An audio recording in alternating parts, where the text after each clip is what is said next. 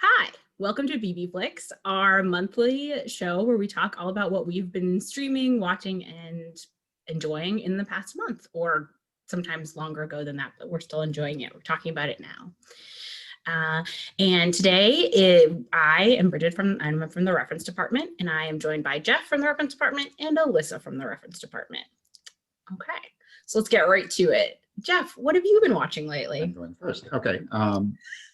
We've actually been watching some really good stuff. I'm going to talk about one today. One thing I do want to mention that we're only partway through is that really great series on Netflix about called The Queen's Gambit, about chess. So I think maybe by the time we do this next month, I'll have finished that and can talk about that. That's based on a novel. So that's kind of fun. But we haven't finished that yet. So what I do want to talk about, which we have finished, is a French series that's been getting a lot of buzz called Lupin, which came out on Netflix in January. There's 5 episodes. I guess there's going to be 10. And they've released the first 5 episodes already. And then later, sometime later, I'm not sure exactly when this year, they're going to release the remaining 5 episodes, and that wraps up the series. So it was very frustrating to finish the first 5 and sitting there going like, but what happens next? But it's a really fun thriller series that I would say is, if you've enjoyed Sherlock with Benedict Cumberbatch and Martin Freeman, the British series, there's a lot of similarities to it. I mean, it's different in many ways, but it has a certain similar appeal in the sort of frenetic movement that happens and the kind of story and the mystery involved. The premise behind it, it stars, I should mention this first, it stars Omar Sy, who you may know from a variety of things. He kind of got his start, or became very well known about 10 years ago for a French film called Les Intouchables, which was very popular for a while and big even here in the United States. But he's also, in the past few years, done a bunch of things that people might have seen him in, like Justice League kind of films and Jurassic World and some other things. So he's getting better known, but he's the star. And he plays a professional thief named Hassan Diop, and he is a Senegalese immigrant. He and his single father came to France, to Paris, many years ago, and his father became a driver, chauffeur for a very wealthy family in Paris. And the premise of the story is that his father is accused of having stolen an incredibly valuable necklace, diamond jeweled necklace, from this family. And so he's accused, he gets sent to prison, and he eventually commits suicide in prison. So Omar Sy's character, Hassan, who is now grown up, he was a child or a young teenager when this happened. He's now an adult, and he is investigating this whole scenario because the necklace is now back again, and it is being sold, auctioned off. So it's back in the news, and he starts discovering things about his father's death and the family. And so he's trying to solve the mystery of whether his father actually was guilty of this crime, or was he framed. He believes that he was innocent, and he's trying to follow this series of clues that take him all over Paris. If you're interested in French culture, it's so fun to watch because a lot of it takes place in the Louvre. There's car chases all over Paris and across rooftops across Montmartre and things like that. So it has a lot of real French feel to it. It is in French with subtitles, but it also has a literary aspect to it because it's based on the idea of the novels of Arsène Lupin, who was a gentleman bricoleur, a gentleman thief, kind of the Cary Grant type, except French. And there was a series of books, actual books, mysteries published by about 100 years ago. It was like the early years of the 20th century, by Maurice Leblanc. So it's a whole series of um, mysteries set in France with this character Arsène Lupin, who, even if you've never read them, you've probably at least heard of them. And the father in the story gives a book, a collection of these stories to his son, the son who is now grown up and investigating the mystery. So all of these things come together, and he kind of becomes Arsène Lupin, the investigator and thief, in order to solve the crime, the mystery of the crime that his father may or may not have perpetrated 25 years ago. So it's really, there's a lot of energy to it. It's very fast paced. You can't wait. As soon as one episode ends, you're dying to find out what happens in the next one. So that's on Netflix. It's called Lupin. Again, there's 5 episodes out now that you can watch one after the other. But you'll have to wait until sometime later in 2021 to see the rest. Yeah, let's get the rest.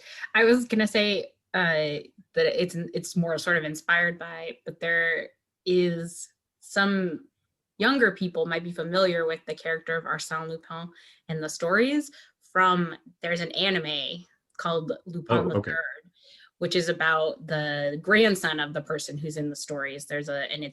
It's a manga from the 60s, so it's quite old, from Japan, and there is actually a newish anime that I believe is also on Netflix. So there's like 2 different versions of sort of the same story, like sort of an interesting twist. But yeah, the whole fast-paced aspect of it, and the like, there's a lot of it that I kept thinking it was a French version of Sherlock in so many ways. Just the cinematography and the way the characters interact with each other. It's very modern French Paris. So it's taking an old story and twisting it into a very contemporary story. It's a lot of fun. Yeah, that certainly seems like it would be similar to Sherlock in that, where it's like an old thing that we have all would be very familiar to the people who the country that it's being made in. Like I would imagine that these are quite familiar books, and then making it new and updating it in an interesting way, particularly like I'm making the main character a Senegalese immigrant. Like that's a really interesting twist on classic French literature. So that sounds great. I have heard great things about that. So it is on my list to check out. Next up, Alyssa, what have you been watching? Well, on my list for a very long time, also on Netflix, was the Umbrella Academy. And there's 2 seasons of it out now, and there will be a 3rd season. And for a while, like, I wanted to watch it because I love dramas, and especially messed up millennials, which is what all the main characters are. It's based on a comic book series about when a weird rich man adopts all these children who were born under extraordinary circumstances one day in 1989, and they all have extraordinary powers. And so it is a kind of like a superhero like series, but not really, because it's not it's very unlike Jeff's like very fast-paced thing. This is a very slow paced, like hour-long episodes, and it's just like the plot is very just like you wait and wait. But they all have different powers, and it sort of flashes back between when they were kids, where there's always an umbrella sort of like as a title gag, but they were the Umbrella Academy, and they went out and fought crime, except for Vanya, who is played by Elliot Page. Vanya, she did not have powers, and so she's sort of like she's alienated from the rest, and they're all just kind of messed up in their own ways because of their upbringing and being in the public eye, and having a father that did not love them like at all. All of their names were given to them by their robot mother. Their real names are actually like numbers. So it's a very weird show, but I deeply enjoy weird stuff.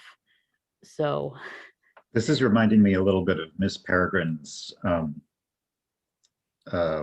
now I can't think of what it is. It's Home British. for Peculiar Children. The Peculiar Children thing. But those are young. Those are all mostly younger kids. Yeah, I think that this would be like those kids grown up, because they're mostly, this is Umbrella Academy is mostly set, the comic at least, I haven't seen the show, but the comic is set mostly after they are grown up. I have read the comic because it was written by Gerard Way of My Chemical Romance. Okay. I was a very big My Chemical Romance fan, and I don't know why I said was there, because am is the correct. Yeah, I was gonna say. Yeah. Am is the correct term. I still listen to it on the regular, which is of course very good, like sad millennial music. So it makes sense that he would make a show, a comic and a show about sad millennials.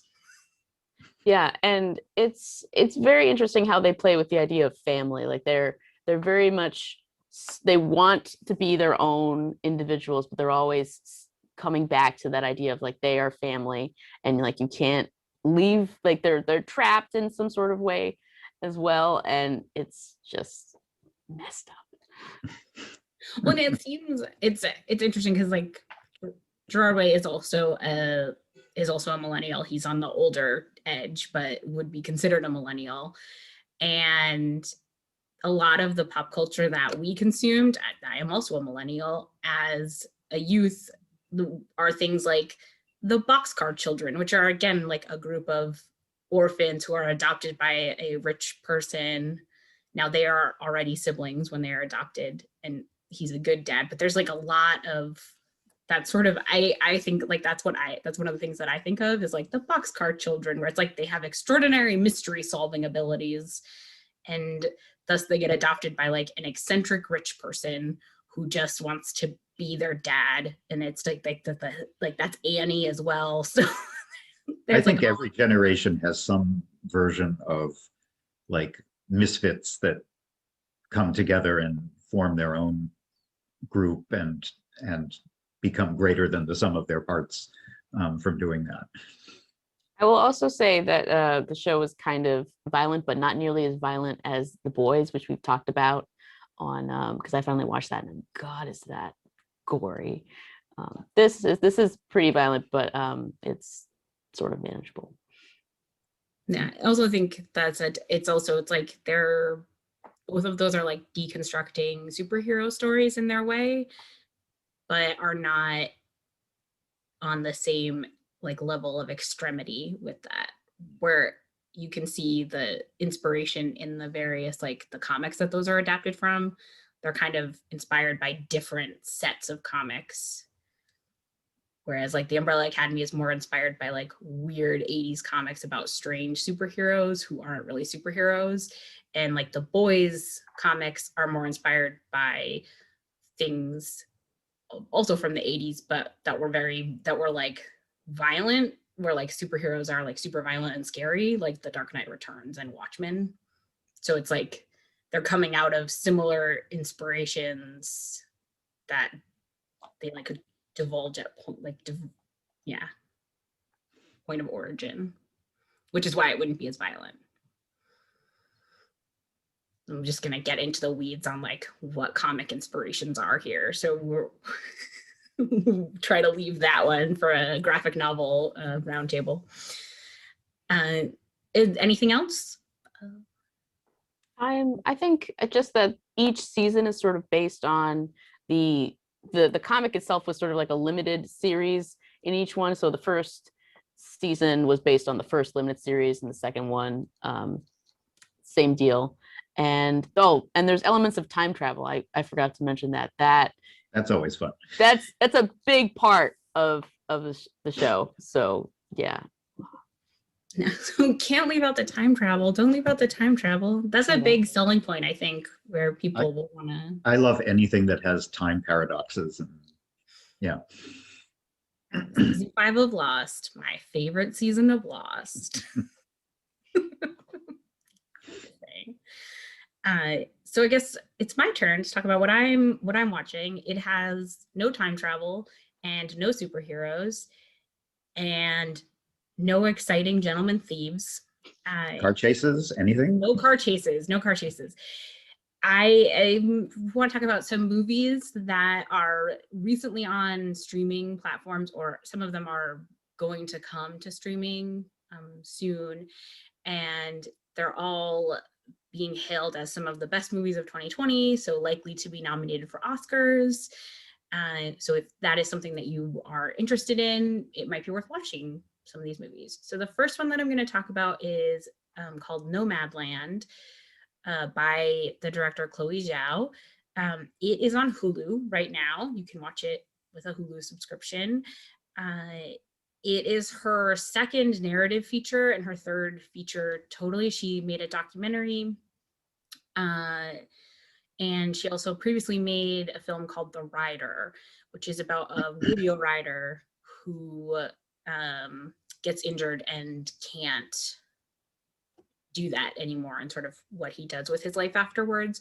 And she makes these very naturalistic films that are often filled with real people, not professional actors. And even though they are playing parts, they're really kind of playing themselves, even in scripted scenes. They help build the characters and they create them. So Nomad Land is about a woman named Fern, who is played by Frances McDormand, who is one of very few like professional actors who is in this film. And Fern, when we meet her, is living in a van. She is working at an Amazon distribution center. She is working at an Amazon distribution center. She's living in a van.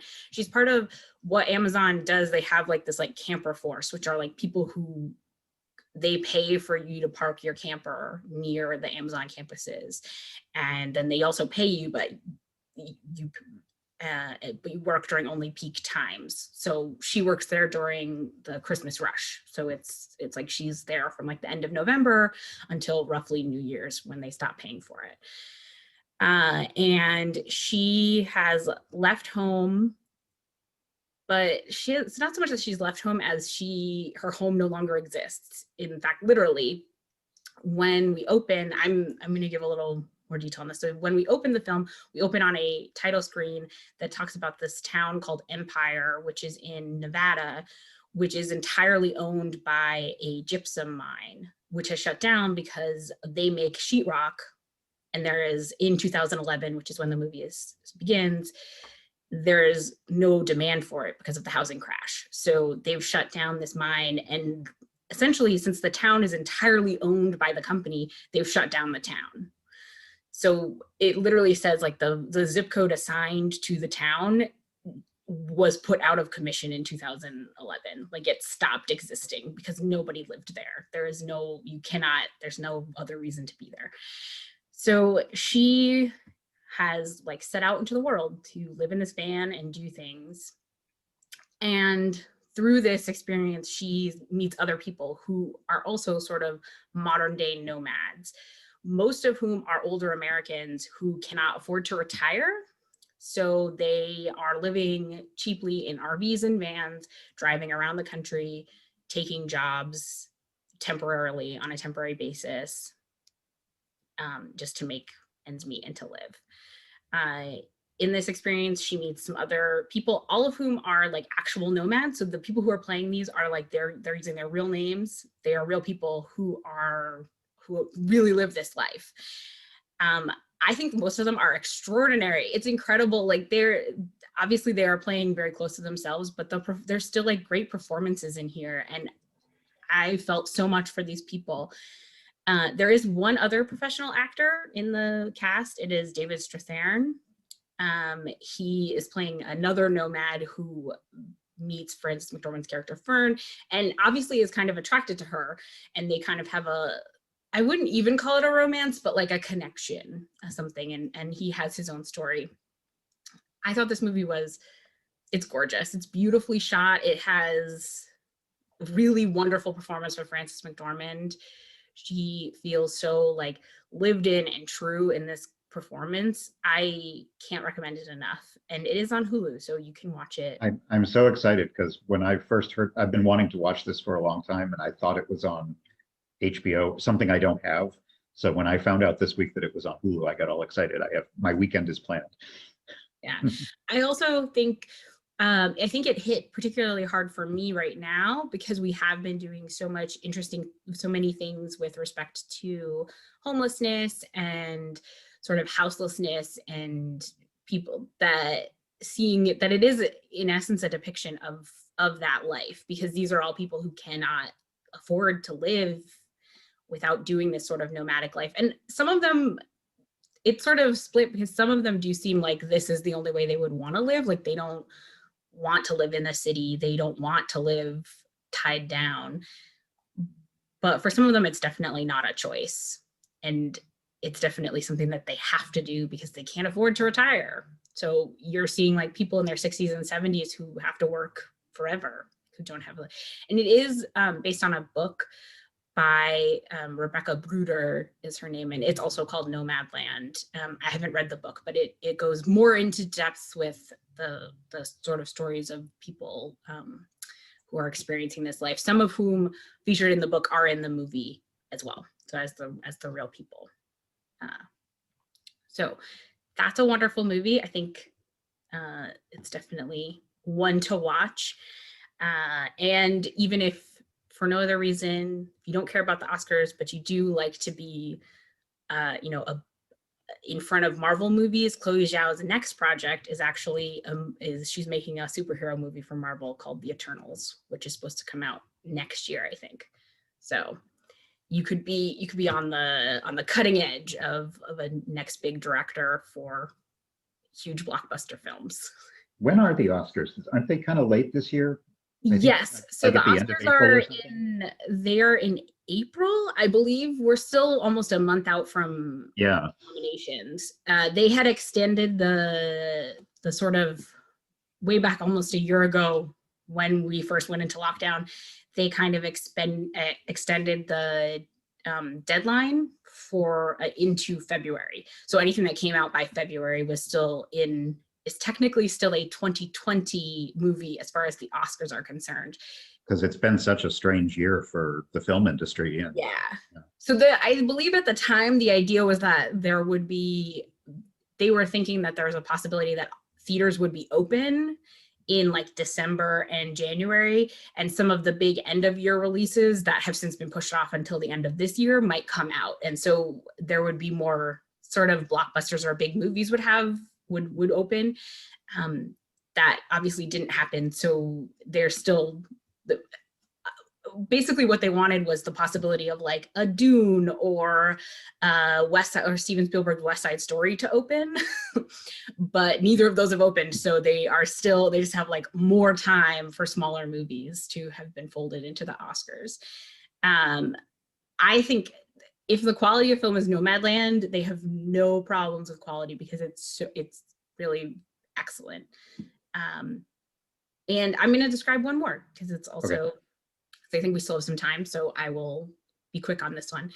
The other movie that I watched is called Manari by a filmmaker. I believe it is his debut film, called Lee Isaac Chung is his name. And it is a sort of semi-autobiographical tale of his family who are they immigrated from Korea when he was a kid, and they moved to Arkansas. So in the story, in the film, they live in Arkansas, and the father in the film, like his dream is to be a farmer. So he has like, they did live in California and they did save some money, but now they've moved to Arkansas, and he's purchased, I think, like 50 acres of farmland to try to make a go of it with his family. And it's basically just a story about like one sort of year in their life in Arkansas while they are trying to happen. Talk about culture shock. It's true. They live like an hour from the nearest hospital. They live like 3 hours from any near city. They're in like, they're basically alone. It's very like focused in on this family. Like I would say like that's the main. Is it contemporary? It is set in the 80s. So it's set in it's set in the 1980s. So the family like emigrated in the 70s, really before the youngest son was born, because he's never lived in Korea. He's only lived in the US. And yeah, they've moved to Arkansas. The father is starting this farm. It is going to happen. This causes problems in the marriage and other aspects of their life, but it's just a really beautiful portrait of the family. And I have heard a lot of people sort of say it's like, it is a portrait of the American dream, which is people talk because it is, but I don't know that and it is, and I think any immigrant story would reflect in it, but it is specifically Korean, including the title, which is Manari, which is a Korean herb, which is actually also known as that. It's a bitter herb, but it's also known as that thing which grows back better the second year after adversity. So that kind of does give you an indication of what's happening also. So it's like the first season can be poor for it, but then the second season might be better.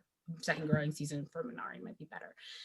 So I thought it was truly just wonderful performances. The father is played by Stephen Yeun, who you might know from The Walking Dead. So he was Glenn on The Walking Dead, and after he left that show, he's just like done a lot of really interesting work, and a lot of them with Korean directors. So he basically worked with some South Korean directors. He was in Okja by Bong Joon-ho, who made Parasite. But Okja was his previous film, and he was in a few other films, and now he was in this one as the father of this family. And there's a grandmother and the wife, both of whom are Korean actresses who have never appeared in an American film before.